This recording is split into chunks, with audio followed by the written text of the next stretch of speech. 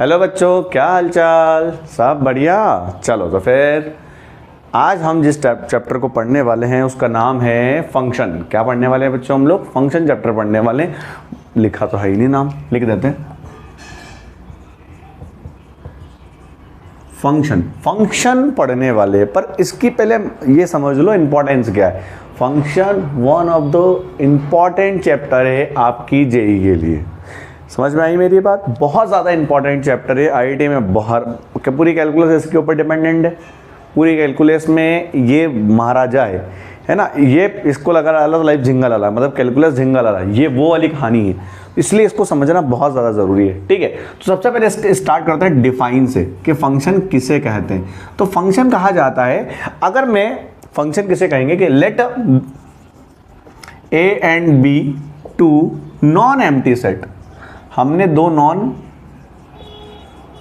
Empty set ले लिए ए और बी, और ये कंडीशन, दो कंडीशन बोल रहा हूं। पहली कंडीशन जो है then f is a function, पहले मैं लिख देता हूं f is function from set A to B. A से बी में कब होगा? इफ। अब दो कंडीशन माननी पड़ेगी।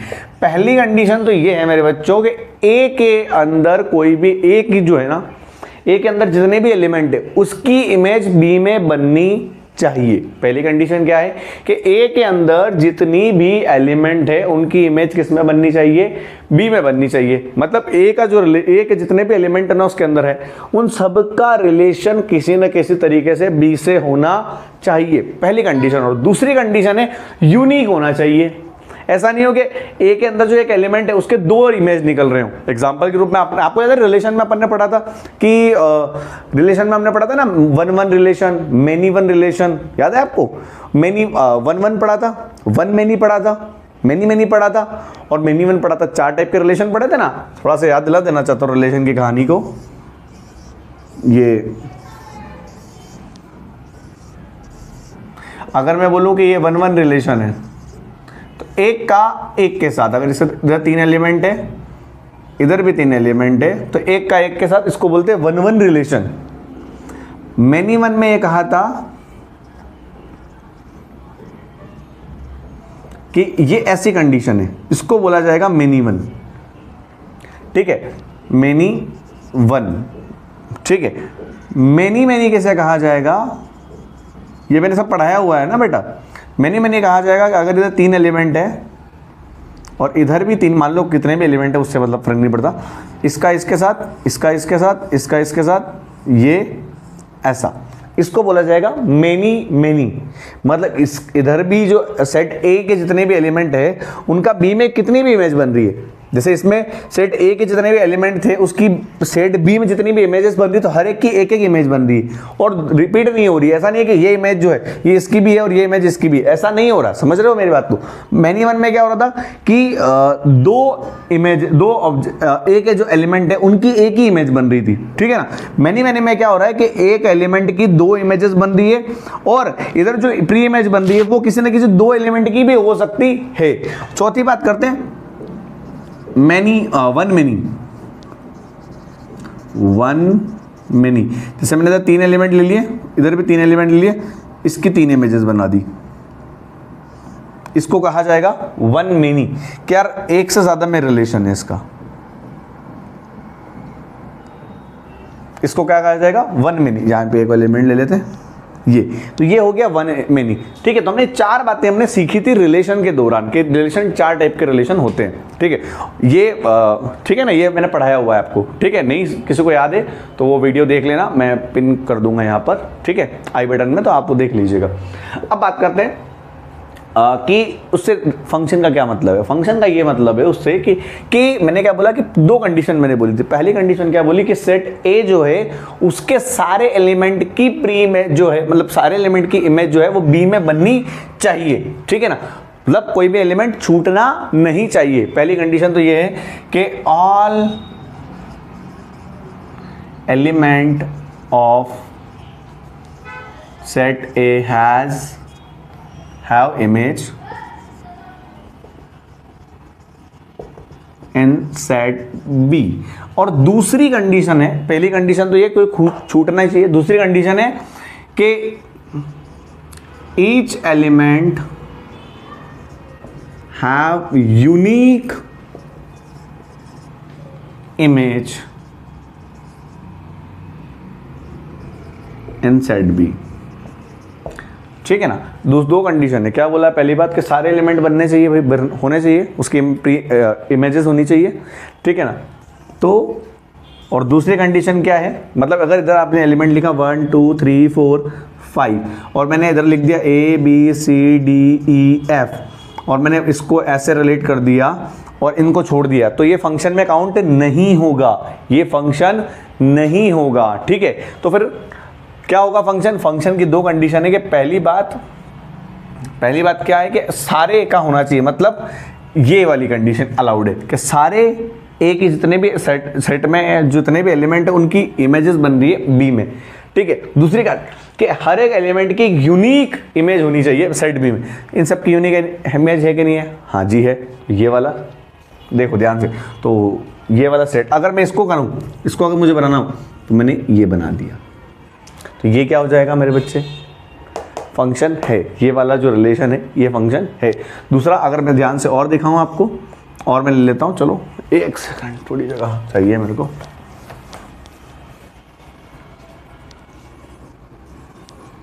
मैंने इधर ABC 1 2 3 4 इसका रिलेशन इसके साथ, B का भी C का भी ऐसे बना दिया, तो ये भी फंक्शन है कि हर एक की जो है इमेज बन रही है ना। समझ में आ गया?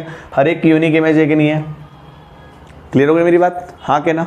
तो ये दो कंडीशन होती है जिसकी वजह से आपको फंक्शन डिफाइन, तभी फंक्शन डिफाइन होगा। मतलब बेसिकली क्या है ना, मेरा ये कहना है, फंक्शन किसे कहते हैं? फंक्शन उसे कहते हैं, फंक्शन का मतलब ये है कि आप जब जिसमें इनपुट डालोगे वो इनपुट आउटपुट जो है वो डोमेन को डोमेन में भी समझाऊंगा, पर अगर मैं मैपिंग के माध्यम से समझाऊँ तो मैं दो बातें बोल रहा हूँ कि भैया जितने भी इधर जो एलिमेंट है उनकी इमेजेस इधर अवेलेबल होना चाहिए और एक एलिमेंट की दो इमेजेस नहीं होनी चाहिए, बस इतनी सी बात है।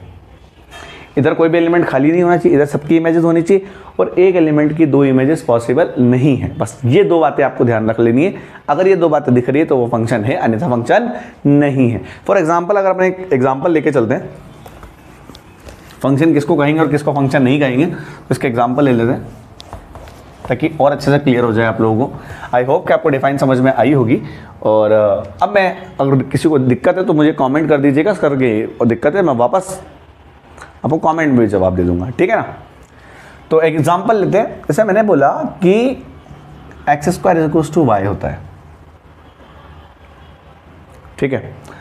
तो देखते हैं जरा, चलो पहले एक काम करते हम लेते mod y = mod x। ये x का है, ये y है, ठीक है।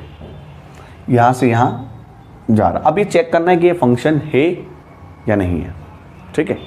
तो मैं अगर यहाँ पर थोड़ा सा ध्यान दूँ, अगर मैं y की वैल्यू 1 पुट कर दूँ, या y की वैल्यू 1 कब आएगी? y की वैल्यू 1 कब आएगी?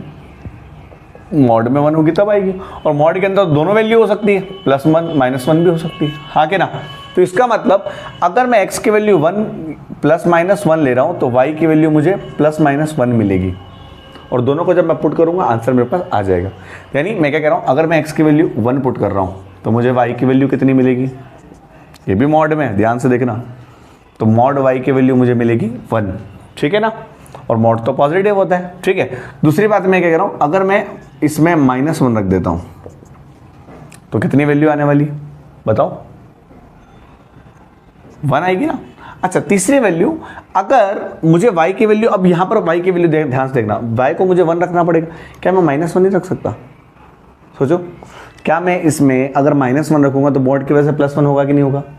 तो y की वैल्यू अगर आप ध्यान से देख रहे हो तो दो वैल्यू आ रही है, नहीं आ रही है? +1 भी आ रही है और -1 भी। सिमिलर कहानी यहाँ पर भी। तो इसका मतलब आपके पास 4 वैल्यूज हो गई x और y की,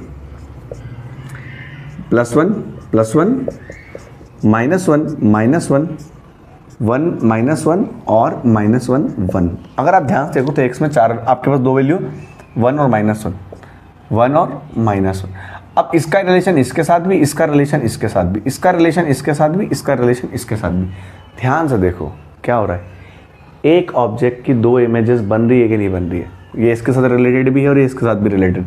मतलब अगर आप x1 डालोगे और y1 डालोगे तब भी इस कंडीशन को सेटिस्फाई करेगा, x आप 1 डालोगे और y -1 डालोगे तब भी इस कंडीशन को सेटिस्फाई करेगा, क्योंकि y में अगर आपने -1 डाला तो मॉड -1 कितना होता है, +1। समझ में आया कि नहीं आया? मेरी बात समझ में आ गई कि नहीं? क्योंकि आप जानते हैं ना माइनस मॉड 1 = 1, मॉड 1 = 1 होता है। तीनों बातें समझ में आती, इसलिए तो क्या ये रिलेशन जो है, क्या ये फंक्शन होगा, क्या ये मैपिंग जो है फंक्शन होगी? नहीं होगी। क्या मेरी बात समझ में आई कि नहीं आई? क्लियर होगी? क्योंकि एक ऑब्जेक्ट की दो इमेजेस बन रही है, ठीक है ना। अब इसका मतलब समझ में आ गया होगा आपको।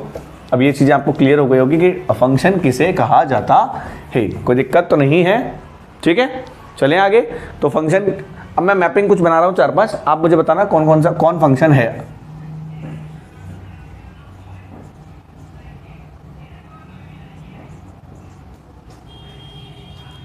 बताना कि ये रिलेशन फंक्शन है कि नहीं है। R1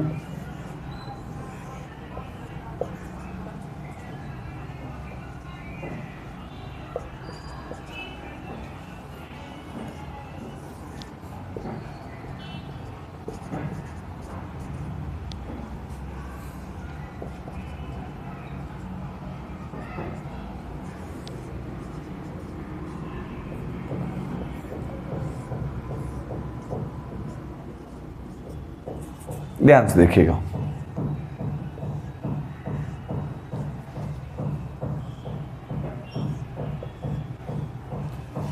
ये R3 रिलेशन, ये R4 रिलेशन।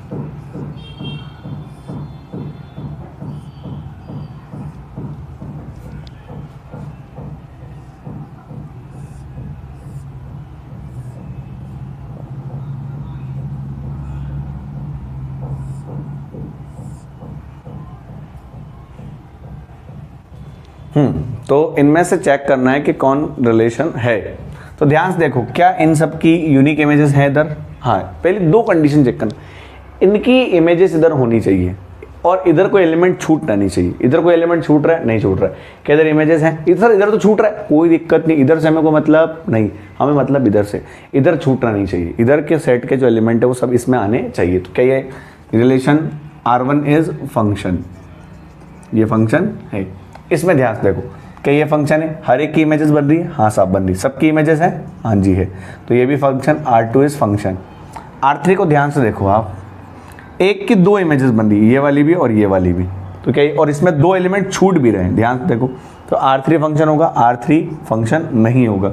चौथी बात करो अगर R4 की, तो क्या R4 फंक्शन होगा? अगर आप ध्यान, एक तो एलिमेंट बन रहा है, दूसरा भी क्लियर, तीसरा भी जा रहा है, चौथा भी जा रहा है, पांचवा भी जा रहा है, छठा तो खाली बैठा ना। अगर किसी ने बोला था छठे को अगर मैं जोड़ दूं इसके साथ तो क्या होगा? क्या ये होगा कि नहीं होगा? तो R4 भी उस कंडीशन में फंक्शन हो जाएगा। क्या मेरी बात समझ में आ गई बच्चों? ठीक है ना। चलो कॉपी करो इस बात को और अब आगे चलते हैं। चलो बच्चों, तो अगली बात करते हैं क्या, डोमेन की। फंक्शन में डोमेन क्या होगा? What is domain? डोमेन पहले और फिर रेंज की बात करता हूं, और एक वर्ड और होता है कोडोमेन। डोमेन, रेंज, कोडोमेन, ये क्या होते हैं समझिएगा। अभी अभी हमने फंक्शन समझा जिसमें हमने एक बात बोली कि भैया ए और बी एक सेट है, बी एक सेट है। यहाँ से एक फंक्शन डिफाइंड है, F is a function defined in A to B. यहाँ पर ये जो ए होता है ये होता है डोमेन, यानी ए के अंदर जितने भी एलिमेंट आ रहे हैं, जैसे मैंने यहाँ पर लिखा 1 2 3 4 5, ठीक है। और बी के अंदर एलिमेंट लिखा मैंने 1 4 9 16 25, ठीक है। तो मैं क्या कह रहा हूँ, जो ए के अंदर एलिमेंट आ रहे हैं ना, और इसके अंदर और भी एलिमेंट लिख देता हूँ ताकि चीज़ें क्लियर हो जाए, 36 49 ऐसे, यहीं से सारी चीज़ें क्लियर हो जाएगी। तो ये जो होता है फंक्शन जो है ए टू बी में डिफाइंड है, ठीक है। और अगर आप ध्यान से देखोगे तो 1 की इमेजेस जो है 1 से बन रही है, 2 की 4 से, 3 की 9 से, 4 की 16 से और 5 की 25 से। अगर आप ध्यान से नोट कर रहे हो मेरी चीज़ को, तो आपने, मैंने क्या कहा कि जहाँ जो सेट ए से बी में डिफाइंड है, जो ए के एलिमेंट है ना, ये कहलाएंगे डोमेन। क्या कहलाएंगे मेरे बच्चों? तो सेट ए जो है डोमेन क्या होगा? सेट ए, अगर एक फंक्शन है एफ ए टू बी में डिफाइंड है, तो जो ए है, ए के एलिमेंट है वो क्या है, सेट ए जो है उसके एलिमेंट ही डोमेन कहलाते हैं। डोमेन का मतलब उस फंक्शन में पुट करने वाली वैल्यू, समझ में आ गई मेरी बात। डोमेन का मतलब value of x, generally value of x, जैसे आप एफ एक्स लिखते हो ना, तो ये जो एक्स पुट कर रहे हो ना इसके अंदर, दैट इज कॉल्ड डोमेन। क्या कहता है, क्या कहलाता है, ये डोमेन कहलाता है। ठीक है बच्चों, तो ये तो हो गया डोमेन साहब। अब बात कर लेते हैं कोडोमेन की। तो ये जो भाई साहब बैठे हैं ना इधर, इसको कहलाते हैं कोडोमेन। कोडोमेन किसको कहते हैं, सेट बी के एलिमेंट को क्या कहा जाता है मेरे बच्चों, कोडोमेन। ठीक है सर, ये तो समझ में आ गया, दोनों चीजें समझ में आ गई। बोले हाँ, पर फिर रेंज का क्या कहानी है। रेंज होती है pre images of set A, images of elements, images of all elements of set A to set B. मतलब ए की सारी इमेजेस जो बी में बन रही है वो क्या कहलाएगी, रेंज कहलाएगी। तो अगर आप रेंज की बात करोगे तो रेंज में ये लोग आएंगे। समझ में आ गया मेरे बच्चा। तो रेंज अगर आप ध्यान से देखो, अगर इस फंक्शन की मैं बारे में बात करूं, इस फंक्शन में डोमेन, रेंज और कोडोमेन क्या हुआ, तो इसका डोमेन जो है वो हो गया 1 2 3 4 5। कोडोमेन जो हो गया वो क्या हो गया मेरे बच्चों, 1 4 9 16 25 36 49। और रेंज जो मेरे बच्चों हो गई, रेंज कितनी हो जाएगी, 1 4 9 16 और 25। ये क्या हो गई मेरे बच्चों, रेंज हो गई। ये कोडोमेन हो गया और ये हो गया डोमेन। क्या यहां तक की मेरी बात आप लोगों को समझ में आ गई, हाँ के ना, क्लियर। तो आपको जब अगर ऐसा लिखा जाए ना, तो आपको ये ध्यान रखना है कि function is defined in set A to B where A is a domain and what is the B? B is a codomain and range is a image of element of set A in B। समझ में आ गया ना, in B, set B में जो images बन रही है ना A के एलिमेंट की, वो क्या कहलाती है, रेंज कहलाती है। क्लियर हो गई मेरी बात, एकदम समझ में आ गई, कोई दिक्कत नहीं है, शाबाश। अब यहां से एक बात समझना आगे, अगर ये तीनों समझ में आ गई हो तो चलते हैं आगे की तरफ, ठीक है ना। और अब एक चीज समझना मेरे बच्चों, डोमेन कोडोमेन रेंज समझ में आ गया। अब समझना जो मैं कहना चाह रहा हूं, अब यहीं से मैं जो बात बताना चाह रहा हूं बहुत जरूरी है, वो है इनटू फंक्शन और ऑनटू फंक्शन। इनटू फंक्शन और ऑन टू फंक्शन। पहले इनटू समझते हैं।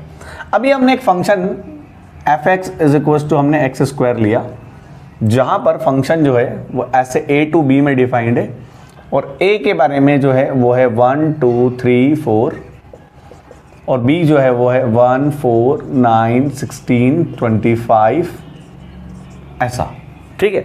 तो इनटू फंक्शन, अगर इसमें डोमेन और कोडोमेन की बात करूंगा तो डोमेन तो आप सभी बता दोगे, सेट ए जो कि 1 2 3 4।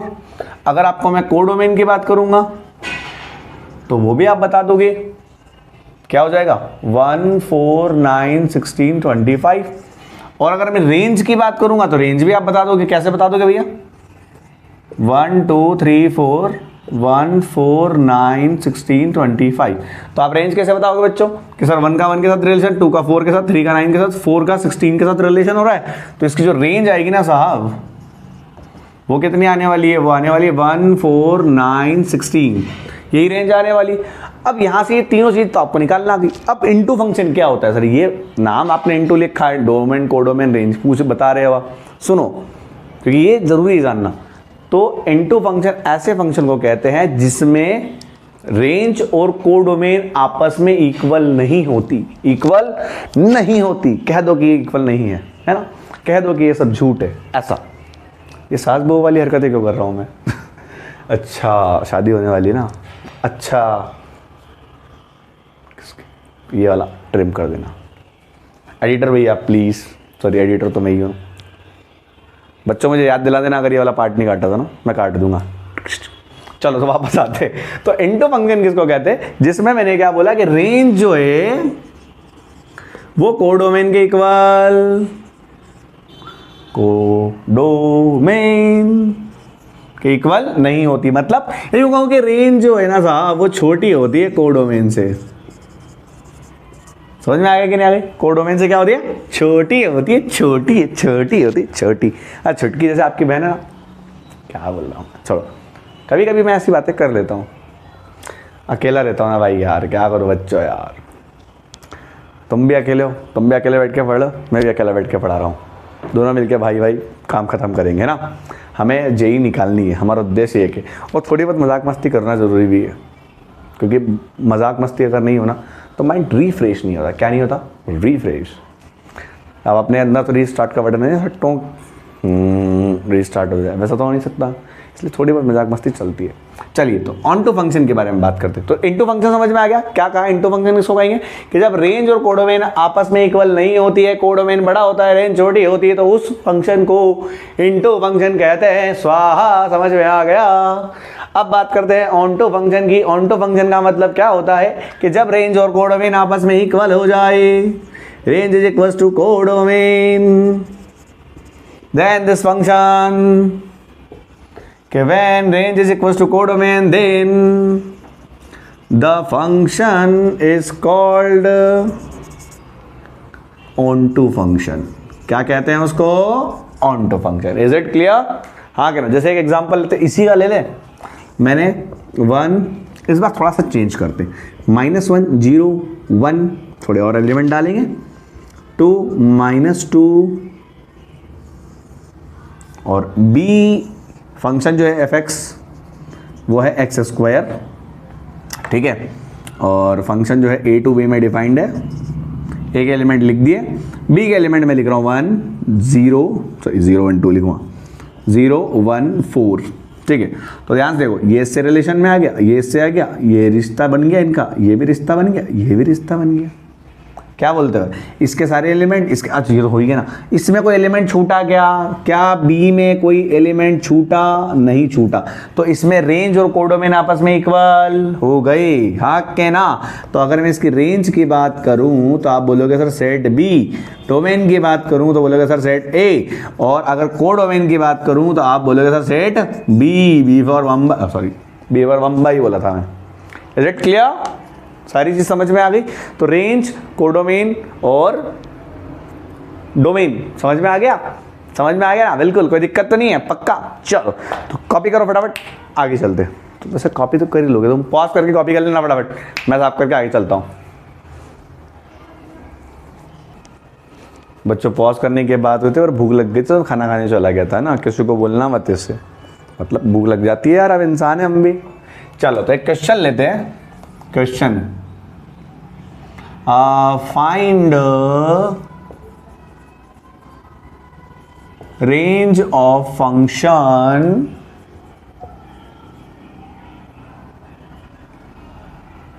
if fx is equals to 2x minus 3 and function is defined as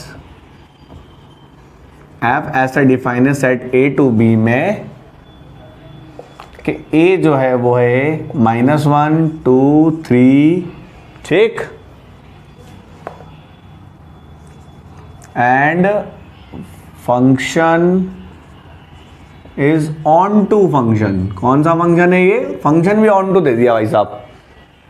तो अब आपको रेंज बतानी है, और मैंने बी के बारे में कोई स्टेटमेंट दी ही ना, है ना।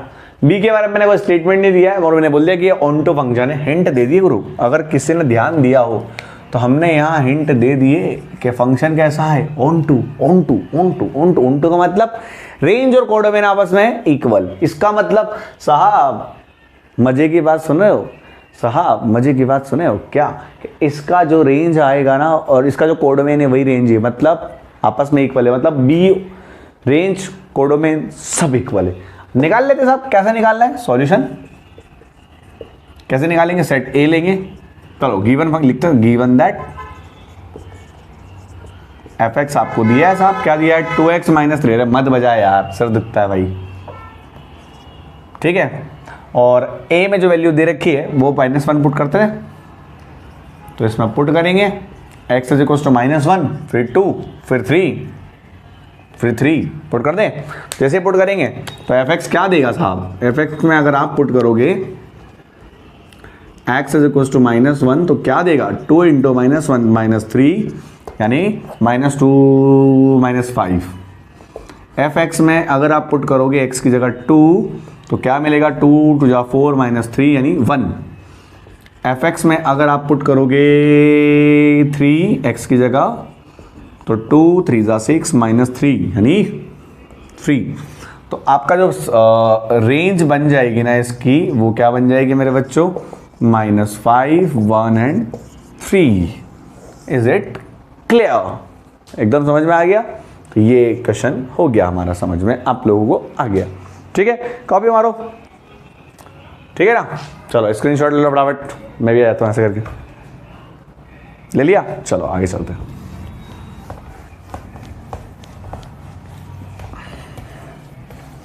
देख तेरे संसार की हालत क्या हो गई भगवान, कितना बदल गया इंसान।